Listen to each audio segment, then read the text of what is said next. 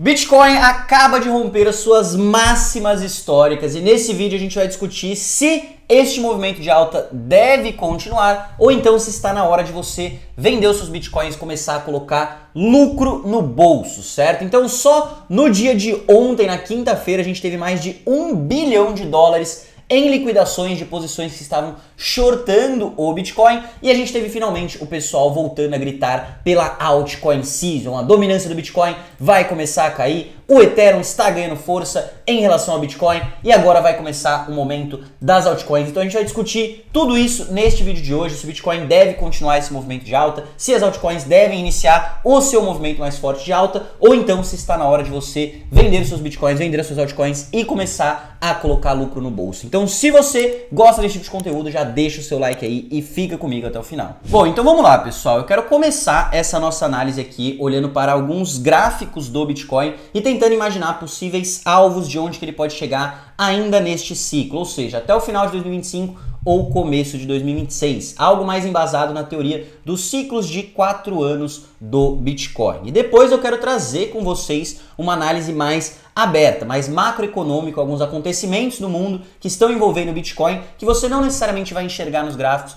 mas que podem sim ter um grande impacto neste nosso ativo, e a teoria do ciclo infinito de alta, onde os ciclos de 4 anos iriam se acabar e o Bitcoin ia começar e ter uma contínua escalada de alta, porém uma escalada menos volátil que nem foi anteriormente, tá? Isso foi algo que a gente discutiu em um vídeo há 2 semanas atrás. Para você que ainda não está por dentro, toda semana a gente traz essas análises aqui no MB, então se você gostar desse vídeo, apareça aqui, todo final de semana a gente está no MB, e recomendo depois também, se você gostar desse vídeo, que assista essa comparação do fim do ciclo de 4 anos com o ciclo infinito de alta do Bitcoin, certo? Então a gente vai começar olhando para o ciclo de 4 anos, alguns preços onde o Bitcoin poderia chegar dentro dessa ideia, e depois a ideia também de que talvez ele não pare de subir e continue subindo cada vez mais, porém de forma mais lenta e constante, com correções menores, porém sem grandes quedas, sem grandes correções. Então o primeiro gráfico que eu queria trazer para vocês, esse é um gráfico que gera muita FOMO na galera, que eu vi postando essa semana no Twitter, é o gráfico comparando os ciclos de 2003, 2017, 2021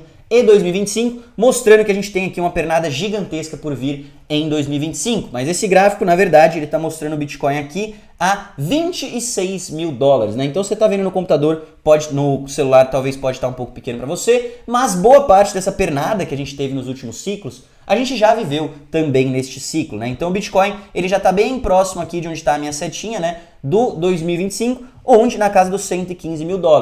Ou seja, ele já teve boa parte desse movimento. Se a gente for seguir o movimento dos últimos ciclos, a gente ainda tem sim uma última pernada, mas ela deveria ser de fato, né, essa última pernada para depois vir uma correção para o Bitcoin, certo? Então, olhando os gráficos, a gente poderia colocar aqui, né, o final desse ciclo entre dezembro de 2025, talvez o começo de 2026, e um possível alvo, traçando aqui uma linha de tendência desde o ciclo de 2017 até onde a gente está hoje aqui, né, no gráfico mensal, colocaria a gente na casa dos $270 mil, tá? O que é muito, mas eu acredito sim que é uma possibilidade de estar em cima da mesa, certo? Mas se a gente observar alguns outros dados, como por exemplo a regressão logarítmica do Bitcoin, a gente vai ter aqui essa zona vermelha, onde o Bitcoin sempre chegou a encostar em todos os ciclos, certo? Não necessariamente na linha maior dessa zona vermelha, porém ele sempre chegou a tocar pelo menos na parte de baixo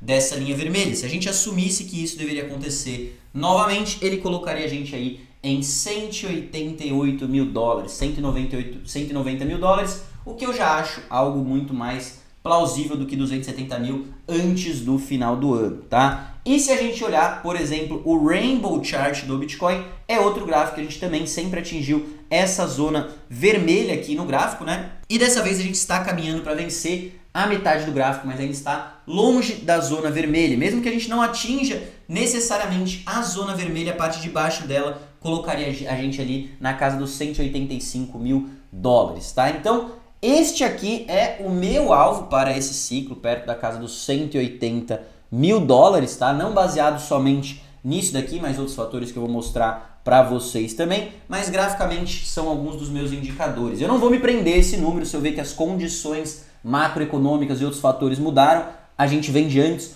ou segura mais, tá? Não depende só disso, mas já dá para imaginar então um número na cabeça aqui, tá? Outro indicador que eu gosto de observar é o RSI, tá? E todas as vezes que a gente teve um topo nos últimos ciclos, o RSI mensal estava simplesmente explodindo no Bitcoin. Então, muito acima ali dos 90 pontos, né? Se a gente marcar aqui os 90, ó, você pode ver que em todos os ciclos ele chegou a bater a casa dos 90. A gente ainda está muito longe da casa dos 90, a gente está em 70 e pouco de RSI. Você não precisa necessariamente esperar chegar aos 90, isso daqui não é um indicador 100% preciso, mas para mim a gente ainda tem bastante chão para correr antes do Bitcoin começar a ficar mais arriscado, certo? No gráfico semanal, se você observar a mesma coisa, o RSI também vai ter esse padrão aí da casa dos 90 aproximadamente, ou muito próximo dali, e a gente ainda está longe destes valores. Então, olhando graficamente, eu ainda estou com grandes expectativas para o Bitcoin, ainda tem alguns indicadores que me apontam que ele pode subir mais, mas esse definitivamente não é o indicador que eu gosto mais de observar. Você que acompanha os nossos vídeos semanais aqui no MB sabe que a gente quase nunca olha para os gráficos, às vezes eles nos ajudam, mas eu gosto muito mais de olhar para fatores macroeconômicos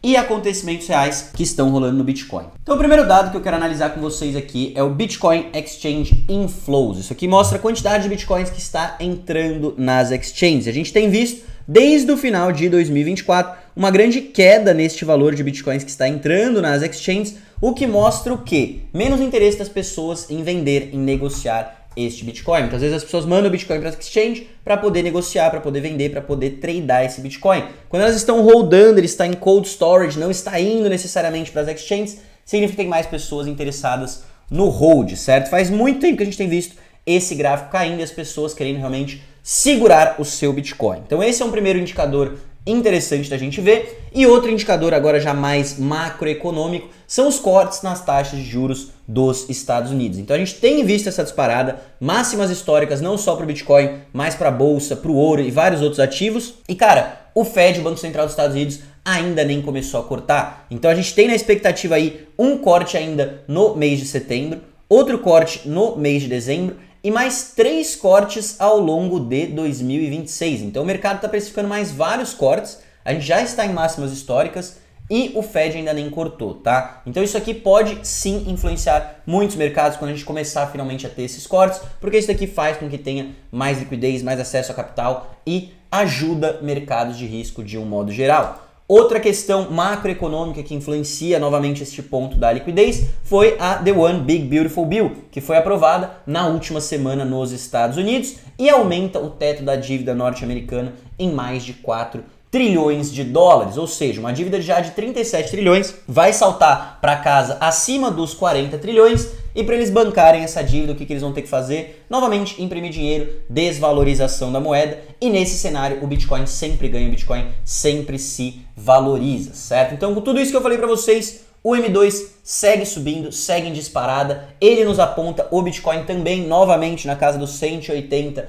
mil dólares, você vê que tem várias confluências neste número aqui, e o Bitcoin ele tem aquela correlação, né, de 83% com o M2. A gente já falou sobre isso aqui diversas vezes nesses vídeos, se você acompanha a gente semanalmente aqui, você já está careca de saber que o M2, essa questão macro, né, a impressão de dinheiro, é um dos indicadores que a gente mais acompanha para entender o preço do Bitcoin, né, porque ele é diretamente relacionado à impressão de moeda. São 21 milhões de unidades, é um ativo muito escasso, um ativo finito, ou seja, quanto mais dinheiro estiver circulando, mais ele vai ganhar. E vai acompanhar com uma correlação altíssima, né, este indicador. Então, fora isso, fora essa questão macro que ainda segue muito positiva, além dos Estados Unidos, se olhar para China, Europa, também estão com estímulo, também estão imprimindo dinheiro, também estão com corte de juros, os Estados Unidos até atrasado nessas políticas, mas fora isso, a gente tem algo que foi o tema daquele vídeo que eu falei do ciclo infinito de alta, que é as instituições comprando cada vez mais forte o Bitcoin, tá? Então os ETFs são um grande exemplo disso. O ETF da BlackRock lançou tem 546 dias,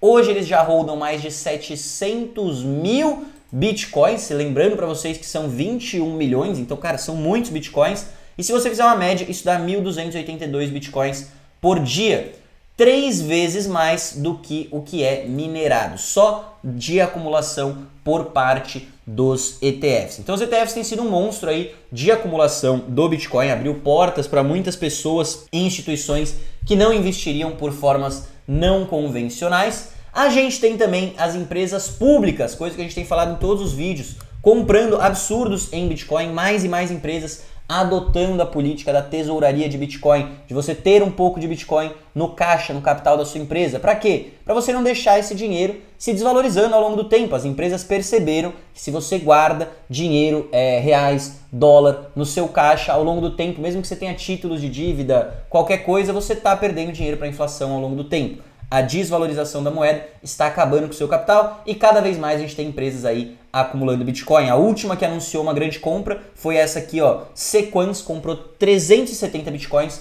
e falou que planeja comprar aí até 3 mil. Eles são uma empresa de comunicações, né? E um dos principais provedores de celulares semicondutores lá na França. Então isso é algo que eu tenho falado para vocês todos os vídeos, tem crescido cada vez mais. Só em Q2 de 2025 foram 159 mil Bitcoins acumulados por empresas, né? E a gente tem um site muito bacana que traz dados aí sobre essas empresas que estão acumulando Bitcoins, que é o bitcointreasures.net. Ele vai listar aqui todas as principais empresas, sejam empresas públicas de capital aberto, negociadas em bolsa ou então privadas, e o quanto de Bitcoin que elas estão segurando, certo? Destaque para Melius aqui, número 39, empresa brasileira, já com mais de 596 Bitcoins, tá? E se a gente der uma olhada neste gráfico aqui embaixo, você pode ver que só empresas de capital público já constam com mais de 850 mil Bitcoins em caixa e empresas de capital privado mais de 290 mil. Ou seja, isso daqui dá mais de 1 milhão de Bitcoins,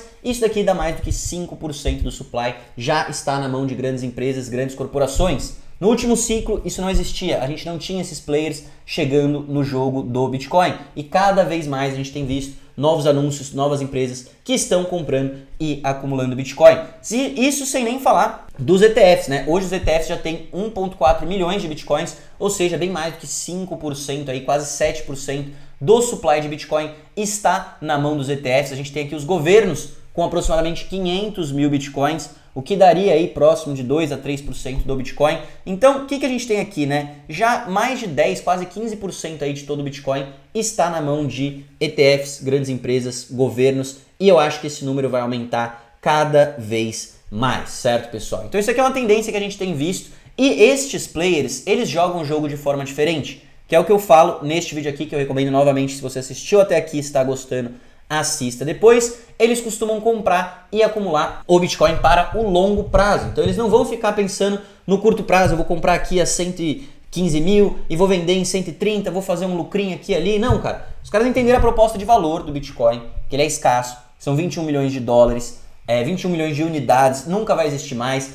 que o governo americano e os outros países estão imprimindo dinheiro, que o dinheiro fiat, o dólar, o real, ele não serve para nada. Ele é um dinheiro de mentirinha que os governos imprimem quando precisa. E, cara, se você segurar isso, o seu poder de compra vai ser destruído. Você tem o ouro e você tem o Bitcoin hoje como opção, que muitas empresas já estão adotando, né? O novo ouro digital, o ouro do século 21, certo? Então, era isso que eu tinha para falar sobre Bitcoin. Eu acho que a gente ainda vai subir muito nesse ciclo. Eu falei para vocês os meus alvos, a casa dos 180 mil. Talvez eu pense em realizar alguma coisa. A gente ainda tem muitos cortes. A gente ainda tem toda essa grana aqui que vai entrar nos mercados, o M2 segue em disparada, então eu não vejo tão cedo motivos para uma grande correção. E agora então, para finalizar esse vídeo, vamos falar sobre a Altcoin Season, certo? Então toda vez que o Bitcoin rompe máximas históricas, as altcoins têm feito que elas estão subindo bastante, mas a gente ainda não viu aquela Altcoin Season de quem viveu os últimos ciclos, que todas as moedas entregam retornos maravilhosos, e agora a gente vai debater se isso realmente vai acontecer nesse ciclo ou não, certo? Então o primeiro indicador que eu quero observar com vocês é a dominância do Bitcoin, quanto que ele representa como um todo do mercado de criptomoedas. E historicamente nos últimos ciclos, quando ele chega perto aqui da casa dos 70%, a dominância do Bitcoin tende a cair, e quando ela cai significa que as altcoins estão performando melhor do que ele. Agora a dominância está perto aí da casa dos 65%, ou seja, está perto dos 70%, e muitos acreditam que poderia acontecer o mesmo movimento, dela cair bastante e as altcoins performarem melhor. Mas temos alguns poréns. Dessa vez, como a gente acabou de conversar, muitos institucionais, ETFs, big players, governos estão participando desse jogo. E não necessariamente eles vão querer rotacionar do Bitcoin deles para altcoins de maior risco. No último ciclo era muito investidor de varejo e fazia sentido muita gente rotacionar do Bitcoin para outras moedas. Dessa vez, este cenário já é diferente. Mas eu acredito sim que a gente vai ter um movimento mais forte das altcoins. Outro gráfico que nos aponta isso é o gráfico do Ethereum em relação ao Bitcoin.